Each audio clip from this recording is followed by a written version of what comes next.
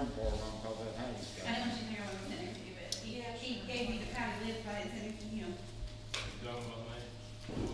He's there, honey. He can't hear nothing. Huh? You, He's got that selective hearing. that's exactly what he has. Also, bless his heart, he had to get a shot earlier, so he's just beautiful. I got it now. He's little. Sounds rough. It's been a hard day.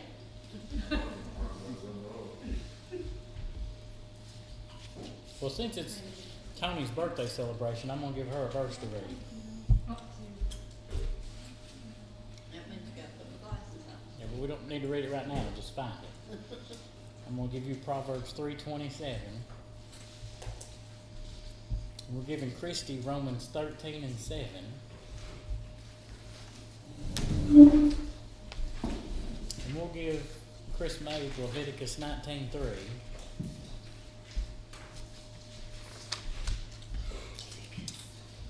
And then we'll give Courtney May Acts 5:29. She's a good last night, didn't she? Acts 5:29. We'll give Jimmy Genesis 2:24. Who? Genesis 2:24. I Where's Sharon? Roger. She's sick bad. What's wrong with her? I'm giving you Proverbs 6, Coughing or bitten? verses 20 to 23. Oh, okay. She coughs so hard. Every time she coughs, her nose goes to bleeding. I'm holding right there for just a minute. What? You got the bid? No, she, It's probably something, when you see not it. hard enough. They do months out of work over it. Did you say Romans? You say 227? 2:24. 224. 13 and 7. 13 and 7. 224. Now,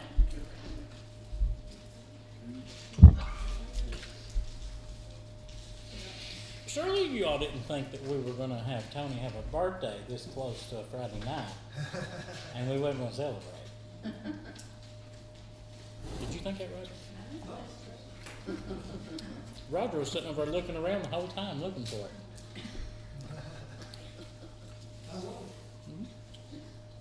Like that is pretty great. You found it. Okay. So, let me say this before we start. Sharon is not here. Sharon Ayers is not here. But she sent word tonight to tell you, to ask you a question. Ask me a question. Well, I'm gonna let everybody help you. Oh. But since it's your birthday, Sharon Ayers, she's sending a question tonight to the class to see if anybody knows the answer to this. Who was that? One good man can tell his real estate agent. Oh. It has to be her sisters. Yeah, because they kind of favor. Yeah. Yeah. All that wild bird. But anybody know the answer to this? You can help Tony tonight. Real estate agent? Yeah. I didn't know he had a real estate agent. King, somebody. There's a line to the end. What did he tell his real estate agent? Where do you get these pictures, man? Old King live forever? The Lee County Museum. Huh? Was the old King live forever? Wasn't it? No. Anybody else want to give me a guess before we go? That's on my real estate for sure. Daniel told his real estate agent when he was looking for a house that he wanted a house with no den. Oh. So, there you go. He already had one. Huh? Yeah, he done been in one. He decided the next house he wanted to buy, he didn't want one to be in. All right. So, we're moving on to another commandment. I was going to say covenant. Another commandment. This is commandment number 5. So we're dead in the middle, okay? And before we go to this covenant, I want to get you to see something very different for a moment about the commandments. And it's very interesting you do know that if you look at the commandments, all 10 of them, although we're studying one at a time, if you look at the commandments and all 10 of them, they're structurally in order for a reason. And they're also set specifically in divide. Now, the first 4 we've studied, I'm going to show you just so you can see this and understand what I'm talking about. But the first 4 commandments that we have studied has addressed our relationship directly with God. So this is the vertical connection that we have going up. All 4 of the first commandments in order that we have studied all have to do with addressing our relationship with God. What's interesting is the remaining 6 changes in all direction. So just remember that the first 4 all addresses your vertical connection. And the remaining 6 that we have is what addresses your relationship with others, which is your horizontal direction. Now, since Ginger didn't have a verse, I'm going to let Ginger look up Matthew 22, because she ate that cake and I don't want her to be without. But look at it, Ginger, Matthew 22, 37 to 39. Here's what's interesting. So the first 4 has to do with our relationship with God, the vertical connection. The next 6 has to do with our relationship with others. And the horizontal connections, that's those that are around us. But it's interesting also that we're going to see this here in just a second, that Ginger's going to read, that specifies something that we want to pick up on when we look at the next commandment before we read it. And the reminder that it's in Exodus chapter 20 if anyone wants to look for the commandment. So Ginger's going to read these 3 verses for us.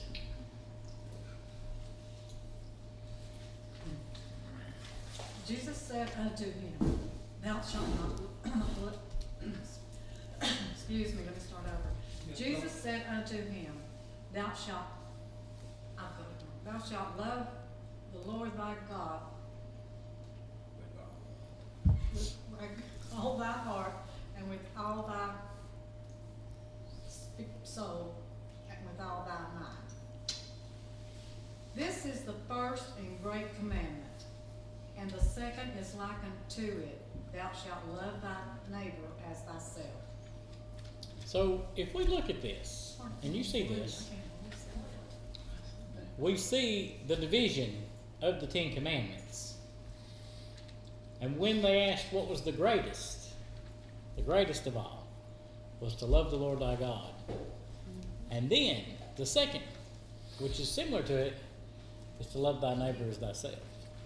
We see a transition in the 10 Commandments that we get to. Now we're gonna look at the big number 5 tonight and dig into a little bit of things that we're going to see tonight on the number 5. But I'm going to ask you some tell me questions. So we're going to play a little tell me tonight and see what you can remember. So we're going to dig back into your memory, far back into history. So the first tell me question is, tell me something that you can remember your mother or father used to always say. This is gonna hurt you more than it's gonna hurt me. Yeah, I've heard that. Yeah. I didn't hear it. It's going to hurt you more than it's going to hurt me.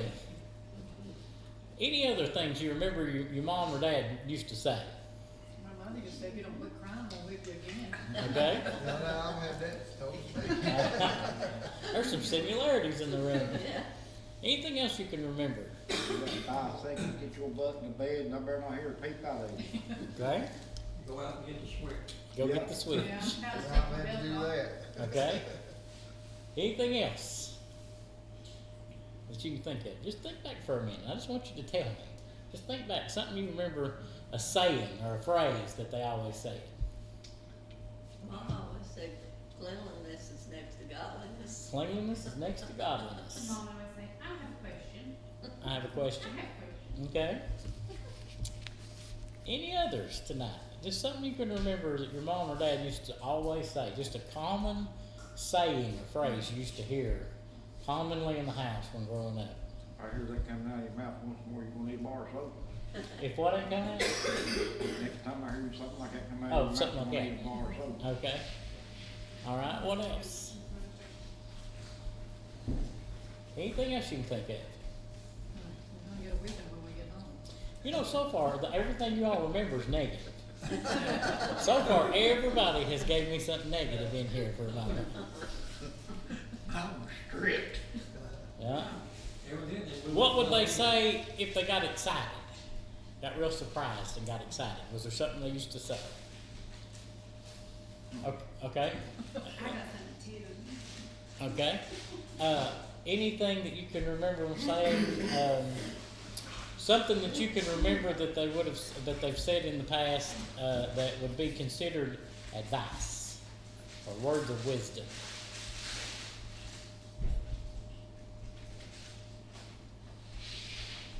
Nobody listened. Mom and I was telling me to file it away, File it away. file it away, File it away.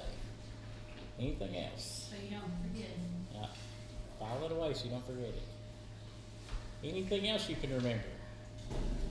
We're digging back, making the gears crank here for a minute. Well, while you're thinking on that, we're going to look at commandment number 5. One that you've so easily heard mentioned, repeated, taught, to honor thy father and thy mother, that thy days may be long upon the land which the Lord thy God giveth thee. First commandment with promise. Okay.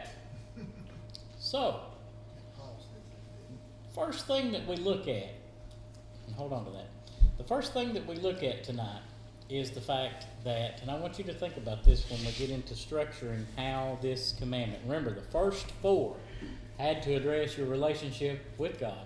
Now we're addressing your relationship with others. And the very first one that you get in the list, in order, is honor thy father and thy mother. Well, a very common verse comes back first about why would the first thing to address the people from God, he gave it to Moses to take off the mount to the people, but why would the first thing he tells them to address with people about their relationship with others would be to honor thy father and thy mother?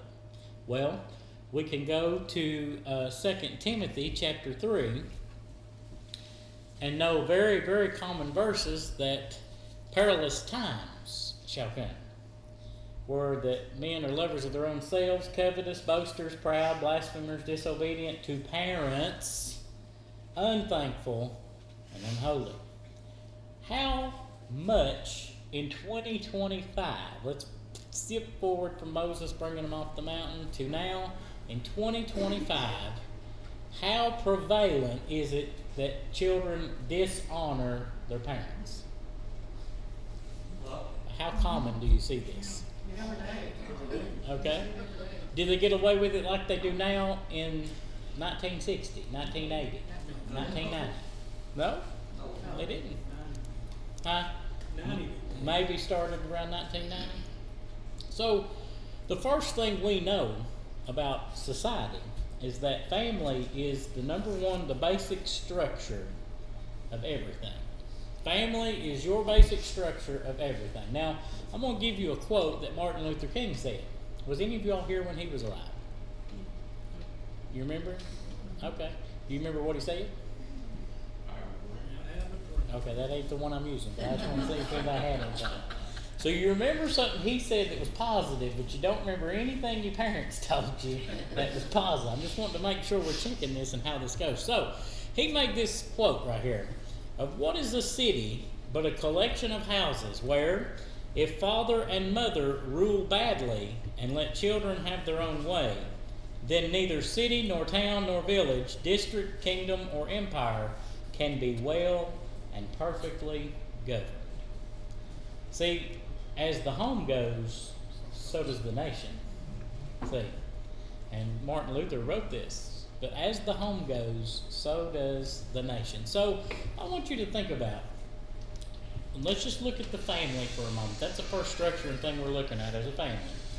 But a parent-child relationship is the only lifelong relationship you'll ever have. There is no other relationship you will ever have that's as long or longer than a parent-child relationship. It is one of the trickiest things to have to manage, while a lot of parents says at the same time is one of the most joyful things that they ever have. But you enter into the world, into this relationship, and then at some point, one of the two leaves the world and ends the relationship. But this is the only lifelong relationship that you'll ever have. It is also the core of self-image.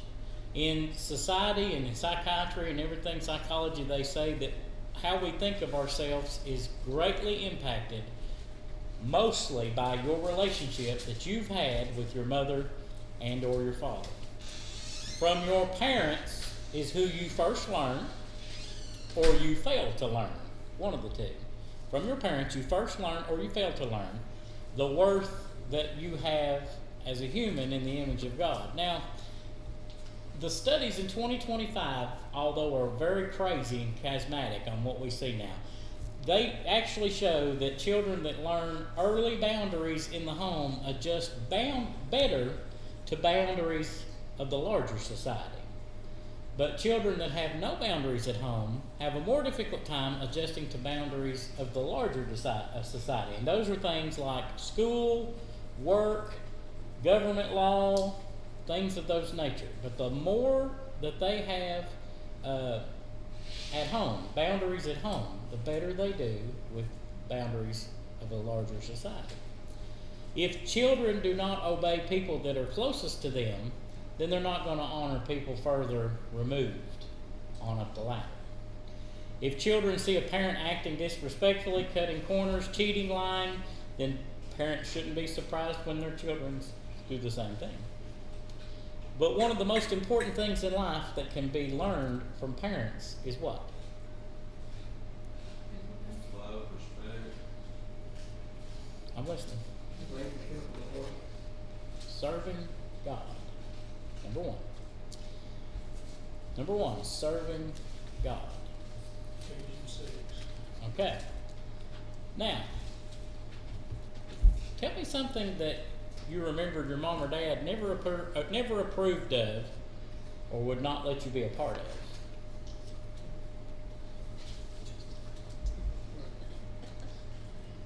I about thought that was Ginger's brother for a moment. I knew it looked familiar. I know. Anyway, you can tell him you said that. Tell me something that you remembered your mom or dad never would let you be a part of or did not approve of. Huh? TV shows. They kept Courtney locked up in a dark room. I'm just joking. Anything you can think of, you weren't allowed to be part of or was never approved of. I didn't need to spend the night either. Huh? I need to spend No spending the night? Okay. They came to my house, which is fine. They come to your house. Just you didn't go to theirs. What did you say? What did you say? Basically what she said. Okay. Anything else that you may think of? I think it was Robert said in Sunday school one Sunday about some buddies. Was it your dad? They could come over to your house, but you couldn't go to that. Wasn't that right? Yeah, something like that. That you wasn't allowed to go to theirs. Now just think about that in your image of your mind for a minute. Something that was not allowed or approved of. Now, if we look at parents, and I'm going to give you this in biblical standard, so we can study this honor thy father and thy mother. But in biblical standards, if we take the word parent to the Greek word, which is harim, harim in a thesaurus takes you to the word teacher. That's the very thing that the Greek word for parents, harim, takes you to, is to the word teacher. So, and we're going to get to that in just a moment, and there's a reason why. But the Greek language takes us, or Hebrew and Greek takes us from the word parent to the word teacher. What does it mean to honor something? Respect them, Okay? love them up high, Okay? What else? relate. Okay? Oh, Any other meanings of the word honor? Respect's a good one. Okay? Respect. Okay? Any other words? y'all want to give me. If we take it for face value and look at the word honor, and we're in the same direction as what we get here. A testimony of esteem, any expression of respect or high estimation by words or actions, exalted rank or place and distinction. Reverence is one that's a word. Reputation is one. True nobleness of mind is one that is listed verbatim to the word honor tonight as we study this very thing. Now, if we go back to the commandment that we've got tonight, honor thy father and thy mother, thy days may be long upon the land which the Lord thy God giveth thee. This is the first and only time the word honor appears in all 10 commandments. Honor is never mentioned again in the 10 commandments. And it has the same root word, honor itself, as the word glory, to make things heavy or weighted, which is your word kabod, which is another Hebrew Greek language conversion. This translates it to being the idea of giving something substantial to a worthy individual. The head of states do this when they greet for the first time and they exchange a very valuable gift as a sign of respect. You'll see that in other countries where the head of states meet. So when we look at things, and we're talking about honor for a moment, and we look at our position of where we should be with honoring some things, there's a fill in the blank tonight. I need you to tell me what the rest of this statement is. Because we're using the word honor. So what's the rest of this? Now, this is not a Bible verse. So you got to tell me what's fitting in that line. It's not a Bible verse. What do you think goes in that line? Great. Okay? Okay? Keep his commandments. Okay? Okay? Any others? Obedience to go to church. Okay? What else? Okay. Okay? When used of God, we give him glory and honor when we... I've got obey, I've got praise. What else? Anything else? We're going to see why here in just a moment. To make him, now think about it, to honor God. Let's start there. Not honor thy father and thy mother, but to honor God first, because we've done those in the first 4. But to honor God, it is an honor. Now think about that in your mind. Put that word in there. To honor God, then he has to become the center of everything. Number one priority of everything. All praise is worthy to him because he is weighted enough, substantial enough, to meet that level of honor. But you know, honor is considered an internal attitude by all of us. Honor is actually considered an internal attitude. Obedience is the duty, and honor is the disposition of which the obedience is born. Who had Leviticus 19:3? Okay, what did it say? You shall fear every man his mother and his father, and keep my Sabbaths. I am the Lord your God. Honor thy father and thy mother. And then to remember to do what? Keep the Sabbath. Okay. Now, who had Proverbs 3:27? Withhold not good from them to whom it is due, when it is in the power of thine hand to do it. Okay. And who had Romans 13:7? Render therefore to all their dues, tribute to whom tribute is due, custom to whom custom, fear to whom fear, honor to whom honor. Okay. So, obedience is our duty, and honor is the disposition by which the obedience is born. One of the hardest issues that people, as a parent, okay, we're honoring thy father and thy mother in this commandment, but one of the issues as a parent, hardest things is this right here. This very thing comes up how often when you have a child? Every day. Because why? But why? Why? And the answer that we like to disposition so easily is, because I said so. Well, if God worked that way, now let's just think of it in our mind this way. If God worked that way, and every time you ask God why, He says, because I'm God and I said so. What disposition would we have to honor Him? If that's the only answer that you and I got every time that we got to this situation of you ask why, a child asks why, and the only response they get is because I said so. Now, we're working on this honor thy father and thy mother for a moment. But tell me something. Do you remember something that was cooked in the home that didn't taste like anybody else's? Fried chicken. Fried chicken. Anybody got anything that was made in your house growing up that didn't taste like anywhere else? Broccoli. Broccoli, roast, what? Fried chicken. Chocolate What gravy. was Chris going to say? Everything we had was bland. It was blank. Oh, no. Chocolate gravy. It still is. Chocolate gravy. Okay. Anybody else got anything that was made in your house that didn't taste like nowhere else, huh? Monkey bread. Monkey bread. Everything. Cube steak. Okay. Yeah, Meal really. Okay. You name it. Mom could cook it all. Yes. Yeah. So, there is some answers as to the why. The whys. Now just think about this for a minute. Why? Why honor thy father and thy mother? Why? I mean, give me a reason to tell me why you should honor thy father and thy mother. Because they brought you into this world. Okay? I brought you in this world, I can take you out of it. Okay? I used to hear that a lot too. You know, Does that honor God? huh? Does that honor God when we do that? Maybe. Since your days You may too. be long. Okay?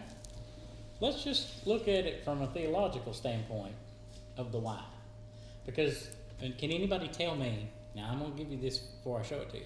Can anybody tell me the fact that Jesus did this? He flopped it right back to them and asked them why. Can anybody tell me when that happened? Wait, ask what? Jesus has done the same thing. Why? Can anybody tell me when it happened? He did it. In the temple? Okay? So let's go back to that. Attitudes towards parents mirror the attitude toward God. And Jesus did it himself. He's in the temple. So when he was 12 years old, he traveled from Nazarene to Jerusalem for the Passover. And after the feast and it was time to go home, he is nowhere to be found. And Joseph and Mary has lost their child. And so you can imagine how frantic parents would be in a town of so many 100,000 people and you have lost your child. It took 3 days to find him.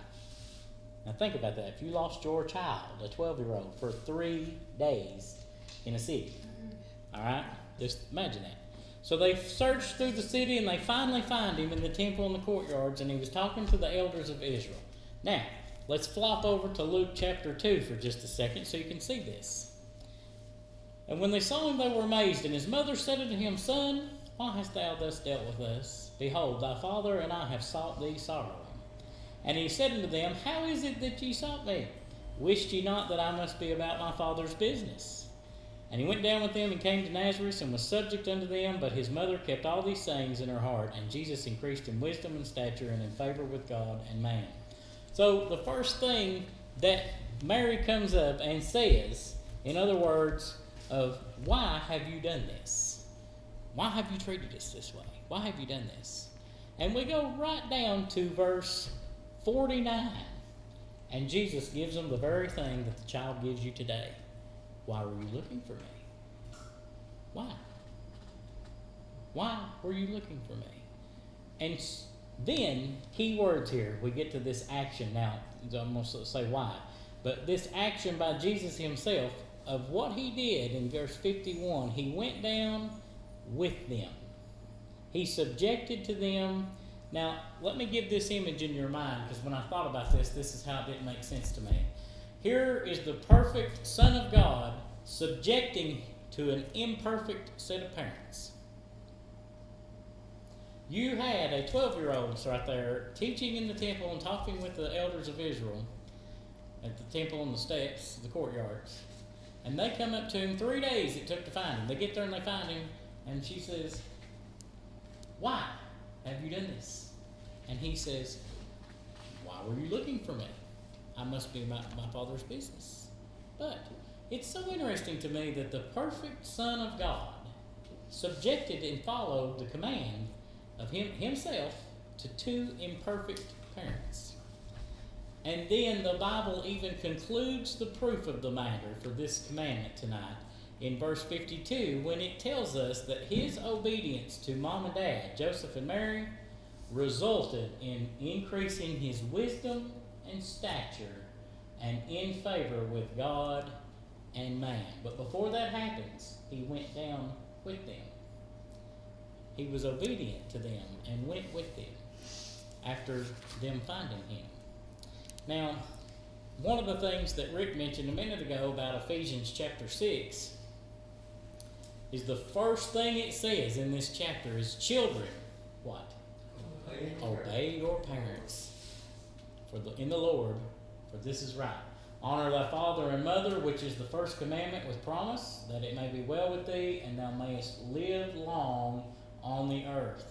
Now, anarchy in the home leads to anarchy in the nation. What is the promise mentioned in verse number 2? What is the promise that Paul wrote here? That in the commandment, which is verse 12, says, thy days may be long upon the land which the Lord thy God giveth thee. What is the promise? Anybody know? Because Paul wrote it. But why? Who was Moses? Let's break this down for a minute so you get on track with me.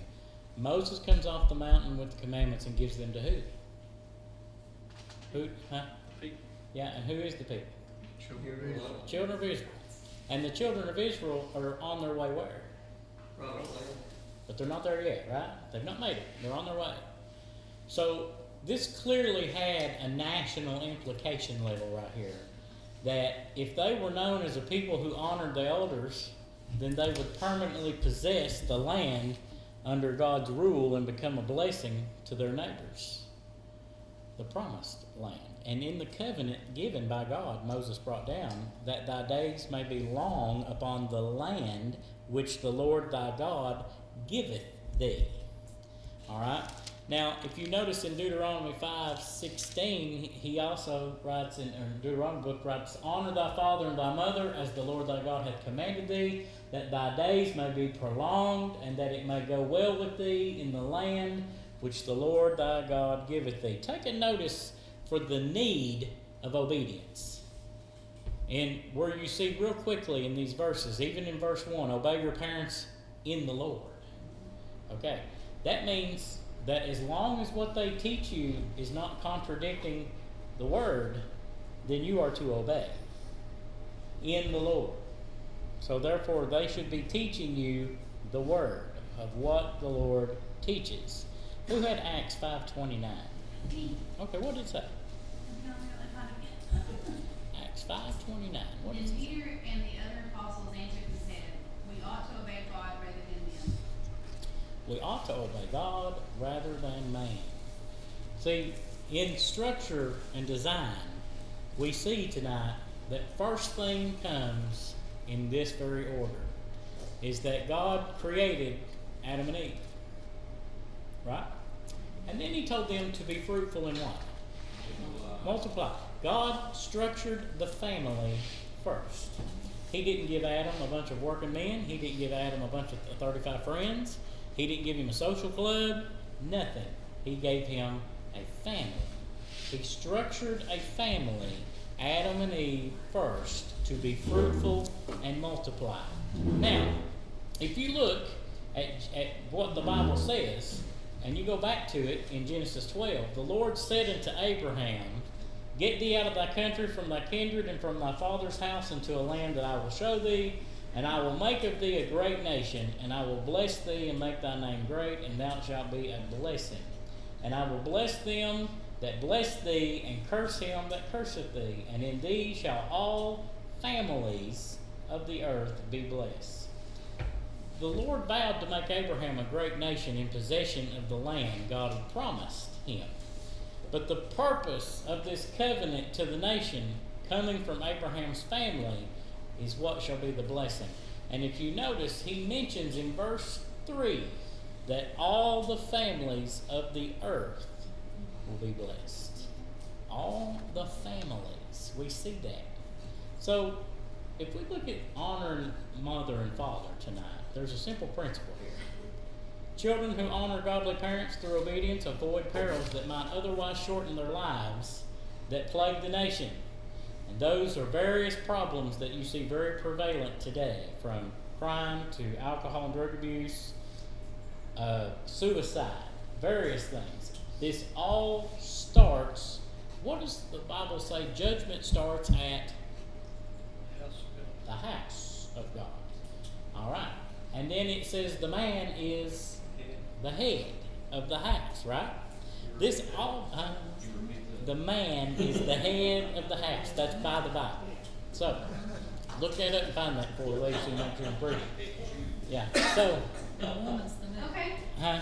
Man is head, but the woman is. And the woman is the neck That turns the that head. turns the head. So, you find that verse too. So, That's something I learned from my mother. okay. There you go. So just think about it tonight. All of what we are biblically taught, and we see God himself first, then mother and father, okay? And we look at the situation tonight as many things, and I'm going to show you a list here in just a minute of some examples. But you think about the fact that God instituted it him first, then mother and father, be fruitful and multiply, structured in this very thing. Now, here's one of the very big problems people have in 2025. Okay. Roger is going to read Proverbs chapter 6, 20 to 23.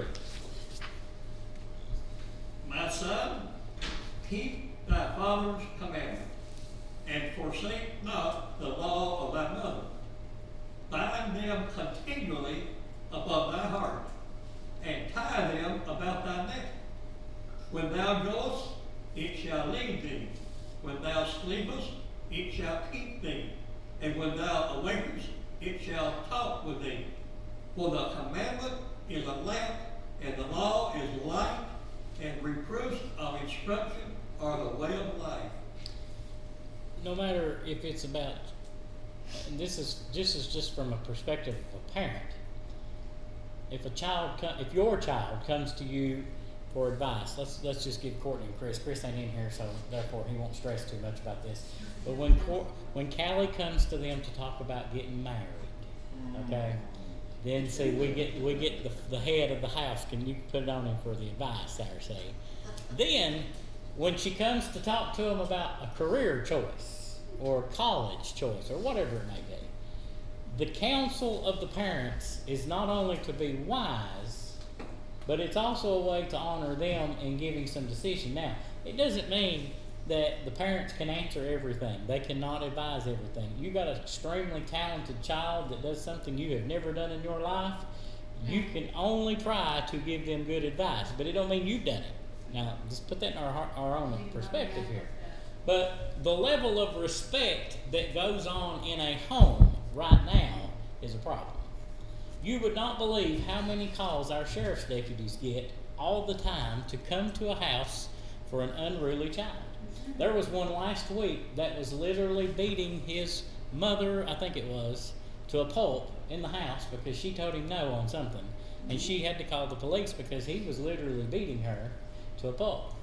Now, there was a time, I have to tell this comical thing, but there was a time one time when this boy thought that he was everything. And he backtalked his mom. And he started knocking holes through the wall. He knocked out 4 or 5 windows in the house. And they called the police. Well, the deputy working that night was sitting right beside me. And so when he got on the radio to tell the dispatcher that he was on his way, he said, "Tell him Daddy's on his way." And when he got there, he had that boy by the neck and was dragging him out that door to whoop his hide and get him down in that car. And that boy thought that he had done no wrong. No wrong whatsoever because he got told no. Now this boy's 12, 13 years old, I can remember. How much respect goes on in the house, family first, before it goes outside to society? How much you think that respect even plays today? Well, I'll tell you what. How many people respect others? What do you think? Huh?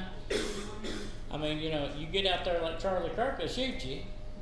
You know, they'll try to run you over. Yeah, why did we change to not respect others' opinions? Or Yeah, no freedom of speech. We're just going to shoot you. Yeah. I mean, there's no respect for anything. It's now all my When you ideas. drive, I'm right. That's me. That's the opinion. Jimmy had Genesis 2:24.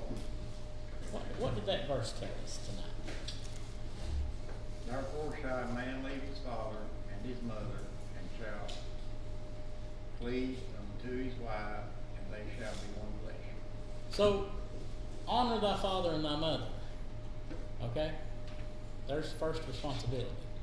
But then, even in Genesis 2:24, we get the time that he shall leave his mother and thy father.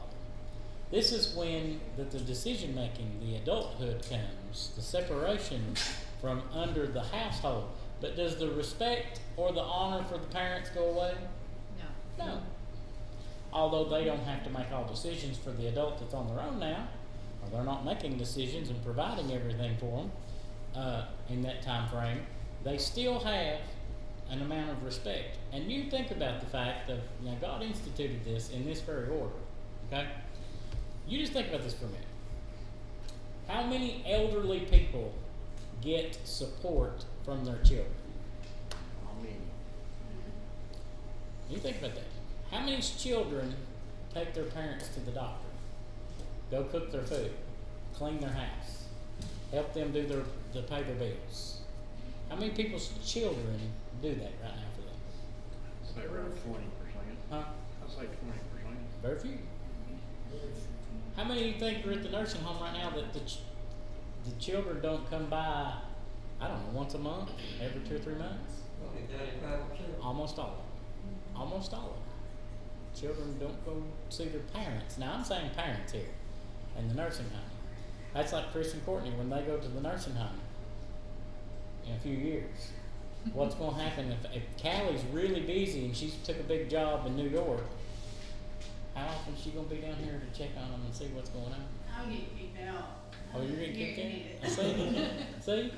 They gonna put me in a. But you think about that for a moment. How much support? Now, we have a lot of people in our area that are not fans nor willing to go to the nursing home. I've got a lot of elderly patients I deal with in the emergency room that deal with medical problems because they won't go to rehab and do some rehabilitation for a while. Lois did for a little while before she come home. A lot of people need rehab before they come home so they're able to do some things and they're ready. But a lot of people will not go, will not do that. No, I am not. You are not to put me in a nursing home. You better not put me in a nursing home. And then there's a lot of people in our time and in this local area we see a lot of that prefer to be taken care of at their home, in their home. Now, if we did not have nursing homes right now in this area, just think about this. If we did not have nursing homes in this area right now, how many of those people in the nursing homes would be taken care of? By their family. A lot of people don't even have family. Some don't. But how many would really be taken in and taken care of by their family? Who knows if they'd be taken Yeah. care of. So when we look at something, and I'm going to read this for just a moment. This came from a pastor of a little country church out in the Midwest. And the wife, him and his wife, made this statement. I'm going to read this to you before I show you something. But said, I'll never forget the incredible moment when our daughter was born. The doctor cleaned her up and handed her to us, and I wanted to blurt out, thanks for the gift, but where are the instructions? That's the first thing he wanted to say. But when we started out, we had a few ideas of what it meant to be a parent and raise children. 2 years later, we added a son, and we realized that we had better become intentional about what we wanted to do as parents and teach our children. As a result, we began and made a list of 25 things we wanted to teach our children, and then it grew from there. Some of these lessons began during the first year for each of our 6 children, while others were emphasized later during childhood or adolescence. And then today, she says that they made this list without anything except the first one. The first one I'm going to show you on this list is the only one in any specific order. The rest is just the things that they sat down and made a list that they wanted to teach their children. Now, this is from the beginning. This is after the child just been born. So the very first thing on their list that they made was, above all, fear God. But then you see respecting authority, the importance of friendships, loving Christ and focus on your relationship with Him, not just on doctrine or on biblical principles. Have compassion for the poor and orphans. Believe God for too much rather than too little. Real strength is found in serving, not in being served. The power of moral purity and a clean conscience. How to motivate people without manipulating them. And how to handle failure. Then the next one was keeping your promises. The power of the tongue for good or evil. Giving too much rather than too little. The importance of manners and common courtesies. Viewing life through God's agenda, the Great Commission and the Great Commandment. Give thanks to God in all things, the importance of prayer, the art of asking good questions and carrying on good conversation, how to grow as a Christian, how to handle temptation. By faith, trusting Christ as your Savior and Lord, and sharing with others how to become a Christian. Seeking wisdom, a skill in everyday living, knowing how to make good decisions. Gaining a sense of God's direction and destiny for your life. Staying teachable and not becoming cynical. Obtaining godly counsel. The importance of flexibility and adaptability to cope in your life. Truth is best passed on through relationships. Leave a legacy of holiness. Keep life manageable, prioritizing decisions. Taming selfishness, learning you can't always get your way. Choices are yours to make and results are yours to experience. Respecting the dignity of another person and all people. Being faithful in the little things. Character is the basis of all leadership. Life isn't fair. Don't compare with or be jealous of others. Living by commitments, not by feelings. Expressing grace and forgiveness. A strong work ethic. Surrendering to the authority of Christ. And how to handle your finances. Now, this is just a list that these two, as brand new young parents of a little child, sat down and decided after having the second one that they wanted to teach their children. And a person in their church, years later, not knowing that they'd done this, stood up in the church one Sunday and made a statement. And the statement she made brought it to this pastor's mind of remembering the list that him and his wife keep, that they always strive to teach their child. And this very statement was pretty good. And parents in 2025 has to realize this. This is the biggie right here. She stood up and said that I learned that if I am not intentional in teaching my children everything that God desires for them, someone else is going to teach them all of the things that He does not. All of the things that He does not, someone else is going to do it. And in 2025, children without an emotional connection to their parents can have a trajectory of unhealthy soul ties with a lot of ungodly people and problems that will pull them away from the Lord. You think about the fact that teach away they should go, and when they're old, they won't. They will not depart from it. You teach them the path, the way they should go, and when they are old, they'll not depart from it. How many times do you not find yourself doing things that your mom and dad taught you? How many things do you not practice now that your mom and dad practiced when you were growing up? How many things do you do like your mom or dad did then? How many things do you live by because that's what you were taught and what you know by the right way of doing things? See, we've got this statement of honoring thy father and thy mother, but we've got a problem in 2025, and I'm going to tell you what the response was, and one of the things I read up was, well, what if they're not worthy of being honored? My dad abused me as a child. my dad raped me as a child. Where in that do I honor my mother and my father?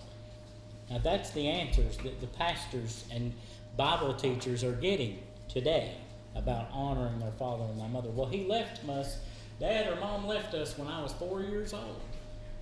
Tell me why I should honor them now. They wasn't there none that time then. That's exactly the response that people are giving whoever's teaching a Bible class or a pastor today. But the problem we go back to is that look at it from God's perspective of the fact that institutedly, let's put it this way, institutedly, God gave a male and a female, let me put it very clear here, a man and a woman gave them a child. Okay, God set that. So Callie, we're going to use her as the example because she's in here. So God gave Callie to Chris and Courtney. Everybody agree with that? God performed that. That is God's creation. In the likeness of His image. He's first. And then he miracle there, He gave to Chris and Courtney a child. Structurally, the longest relationship that Chris and Courtney will ever have is with her. Not even themselves together, because they've had her for a lifetime. They've not had each other for a lifetime. They're going to have her for a lifetime. And you just stretch this for a moment and think about how well God instituted this. No matter how perfect or imperfect a parent is, God gave the child to the parents. God instituted the family as the root part of teaching the child. The man of the house is supposed to be leading by this right here to teach the child. We got to the point in time now to where we wait till the child does something they're not supposed to do, and then we want to correct it. Okay? Do you know how many children right now that they have proven this in detention centers in Tennessee alone? I read this the other day in a children's detention center in Tennessee. How many kids said that if my mom and dad had ever told me about what would happen to me if I'd done that, I never would have done it. If mom and dad would have had the backbone to sit down and just flat out tell me what's going to happen if I do some of those things I got into, instead of waiting till I got out and done them, I never would have done it. Because it had been right here, instilled in this old mind, from the very lifelong relationships that we instill. How many parents, you think about this, and I can remember this pretty well, how many times has your parent, or parents in this 2025, actually set a child or anybody, let's just put it that way, anybody, sit them down and really teach them something? Anything.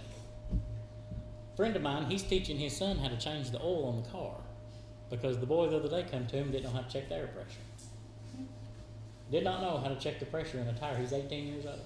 So now he is raking him from one end of that car to the other to learn how to fix it, how to work on it, how to take care of it. Doing something. Yeah. Now let me show you if this happens, this is what you do.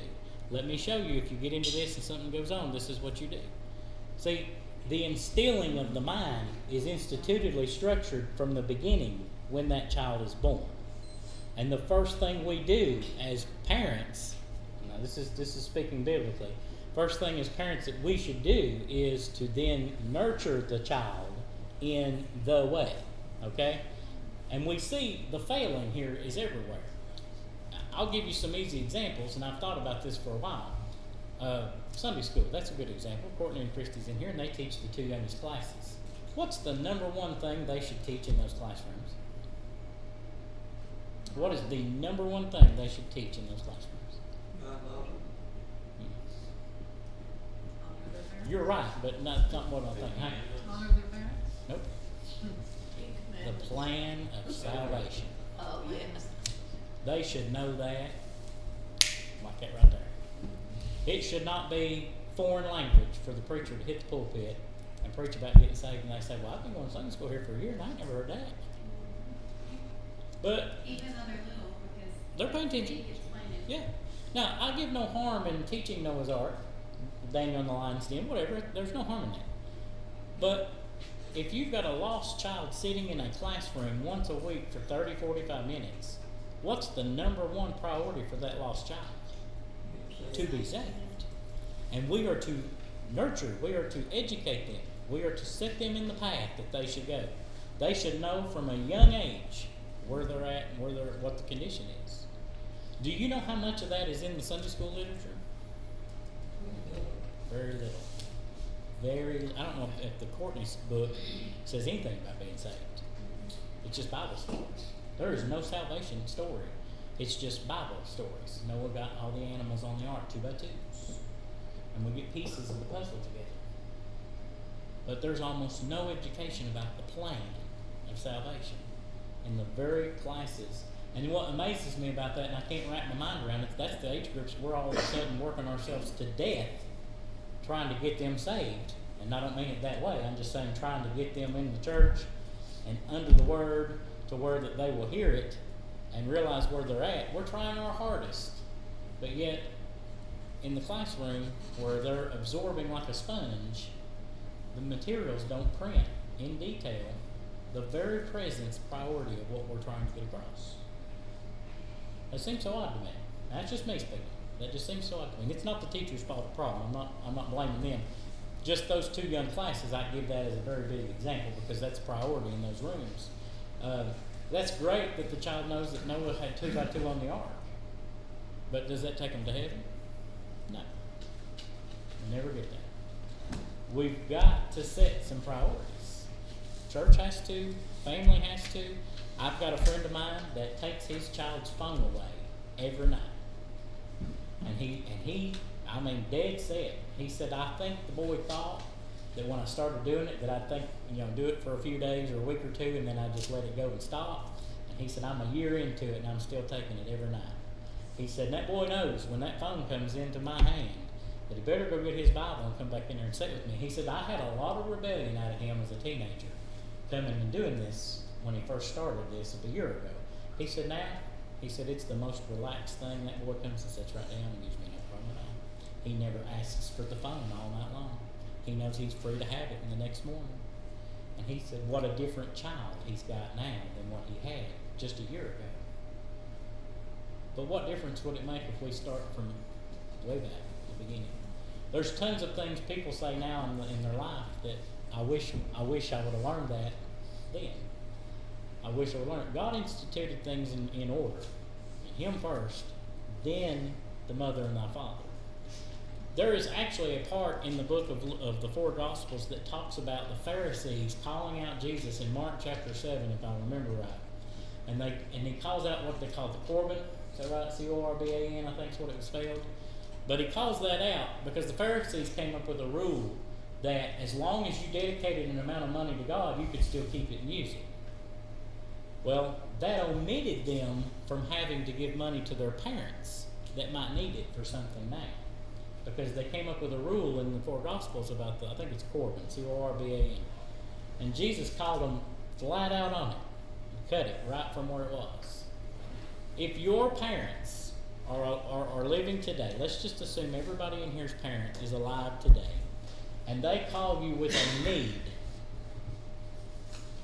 Now, and this is just me now. They call you with something they need. What are you going to do in your right mind? Get it? Try to help them. And if you can, you're going to help them, whatever that is. Do you know, with a lack of respect and a lack of training and nurturing and upbringing, that today's society we have found in this area that that's not what they do? I'm sorry, but I don't have it. I've already put this aside. I'm going on vacation in a few weeks. So-and-so, we're going to go there and spend some money and go run around for a while. I can't help you. They'll just have to cut your electric off. Your water will just get cut off. I don't have it. See if so-and-so can help you. That is 25 children of parents today. And the Pharisees did the same thing in the Gospels and then questioned Jesus about it. Where we're at with honoring thy father and thy mother in the home, what they're taught directly goes out to how they'll treat others, how they'll treat and respect others. But most importantly, and it shows itself pretty true, that however they are taught and however they deal with the parents is exactly how they treat God. Guaranteed that you can see the reflection all through patterns of people. that however they treat their parents, that's exactly how they treat God. If they think they can make all the rules and they don't have to say no or answer to mom and dad, what happens when the police show up? They're above the law. They're not going to jail. It's everywhere. We see it everywhere. And amazingly, God instituted us back to ground zero, to honor thy father and thy mother, so that when Callie comes and asks Chris about getting married, because he's the head of the house, when? Well, that's between you two, but when, in those situations, that these structured standards are in place to find where it may be. And you may have lived this yourself, you may have experienced it yourself as a parent, but if you're not intentional in teaching children everything that God desires for them now, somebody else is going to teach them all the things that He does not. They'll do it. They'll do it. Anybody got anything to add tonight?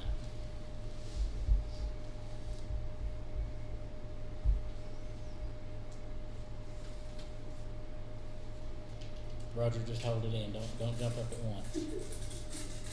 Anybody got anything tonight?